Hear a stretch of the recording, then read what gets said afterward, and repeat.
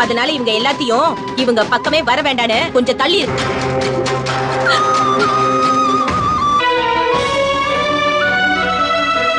புருஷனுக்கும் என்ன பிரச்சனைனாலும் அத உங்களுக்குள்ள பேச இனிமேலாவது புரிஞ்சு நடந்துக்கமா.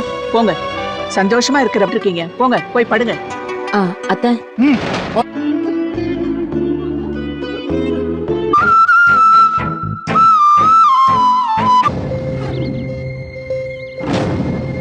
எதுக்கு இப்படி எரிஞ்சு விழற? இங்க பாரு அனாமிகா, நீ பண்ண காரியத்துக்கு நடந்துகிட்ட விதம் ரொம்ப ரொம்ப தப்பு. இங்கேயே படுன்னு உன்கிட்ட எவ்வளவு சொன்னேன். நான் பண்ணதுக்கு உன்கிட்ட சாரி. அதுக்கப்புறமும் நீ போய் வெளியில படுத்திருக்க இல்ல? அப்ப நான் அந்த 4 செவத்துக்குள்ளேயே தான் தீர்த்துக்கணும். அதுக்கு பேர் தான் நம்ம தாம்பம். எனக்கு சுத்தமா பிடிக்கல அனாமிகா. அதுவும் இல்லாம தாத்தா உடம்புக்கு முடியாம வீட்டுல நடந்த பரிகார பூஜையில ரொம்ப பெரிய விஷயத்த அவங்க தான் பண்ணாங்க.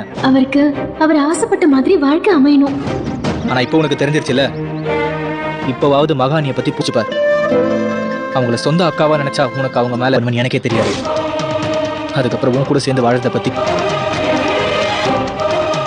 எல்லாத்துக்கும்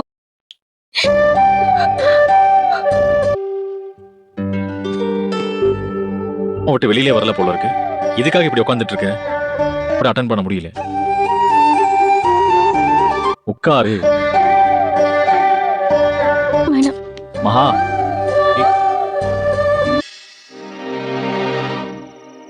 என்ன மகள வருத்தப்படுற? எல்லாம் கூடி சீக்கிரமே சரியாயிடும்.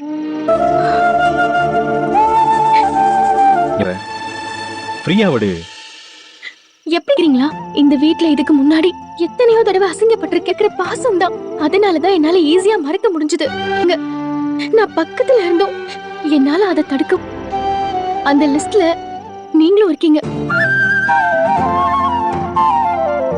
அப்படி ஒரு தோள் எனக்காக இருக்கா இல்லையான்னு கூட தெரியலங்க. மண்டபத்துல தான் நான் மனசார நினைக்கிறேன்.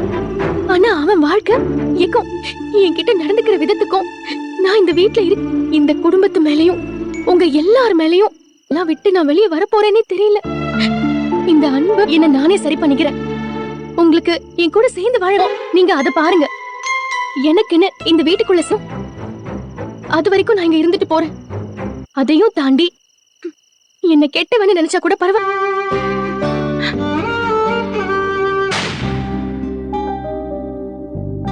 விஷயம் காயத்ரி, தயவு செஞ்சு நான் இப்படி பேசுறேன்னு தப்பா எடுத்துக்காதீங்க. நீங்க மகாவ மருமகளா எனக்கு இப்பதான் தெரியுது. பாம்புக்கு பால் வாத்துட்டோம். முடப்பத்துல அது தெரிய வந்தப்போ என்னால அதை சுத்தமா தாங்கிக்கவே முடியலக்கா. தண்ணின்னு அவளை தலையில தூக்கி வச்சு ஆடிட்டு இருக்கான்.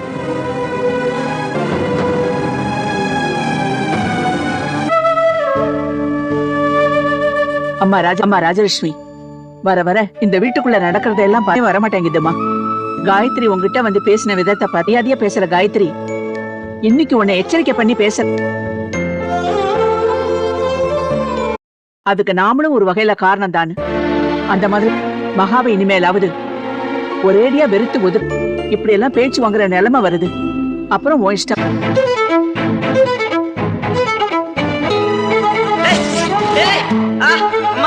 முடியவே முடியாது. முதல்ல வெளியில போக சொல்லுங்க. இந்த குடும்ப கௌரவத்துக்காகவும் தான் கழுத்துல தாலி கட்டிட்டு இந்த வீடு.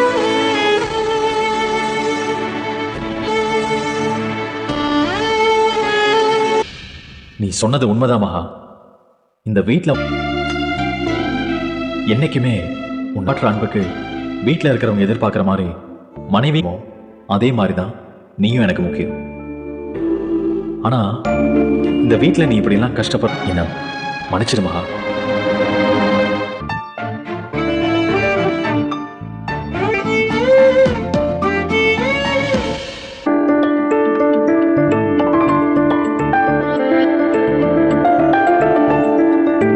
அவ வரட்டும். உங்ககிட்ட நடந்துகிட்டது ரொம்ப தப்பு மகாக்கா. என்ன எங்க வாழ்க்கை ஆரம்பிக்கே கோவப்பட்டு இதெல்லாம் நடந்துருச்சு. என்னையும் மீறி நான் கோவப்பட்டுட்டேன்க்கா. அவளா இறங்கி வந்து மன்னிப்பு கேக்குறேன்னா பாருங்களேன். அதான் நான் சரியில்லைனா அப்போ நீங்களும் சரியில்லையா? ஐஸ்வர்யா, நீ கொஞ்சம் அமைதியா இருக்கியா? இனிமே உங்க தனிப்பட்ட வாழ்க்கையில மகா. Hi friends, welcome to our channel. நம்ம சேனலுக்கு சப்ஸ்கிரைப் பண்ணி லைக் பண்ணி வச்சுக்கோங்க. மாபெரும் அக்டோபர் சோசலிச புரட்சி எந்த ஆண்டு நடைபெற்றது? 1917, 1923, 1914, 1920. மாபெரும் அக்டோபர் சோசலிச புரட்சி எந்த ஆண்டு நடைபெற்றது?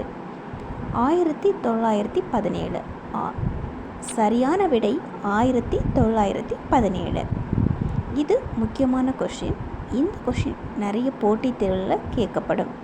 கண்டிப்பாக இந்த எண்ணம் மட்டும் தெரிஞ்சு வச்சுக்கிட்டோம் அப்படின்னா அட்டன் பண்ண முடியும். உலகின் மிகப்பெரிய ஏரி எது? இது ரொம்பவே சிம்பிளான கொஷின். காஸ்பியன் கடல், ஃபைக்கால், சுப்பீரியர் ஏரி, ஒன்டாரியோ. உலகோட மிகப்பெரிய ஏரி காஸ்பியன் கடல், பைக்கால், சுப்பீரியர் ஏரி, ஒன்டாரியோ. உங்களுக்கு இதோட விடை தெரிஞ்சது அப்படின்னா உடனடியாக இதை கமெண்ட் பண்ணுங்கள். இல்லை அப்படின்னா வெயிட் பண்ணி அதோட விடையை தெரிஞ்சுக்கலாம். இதோட விடை பைக்கால். பைக்கால் தான் உலகிலேயே மிக ஆழமான ஏரி.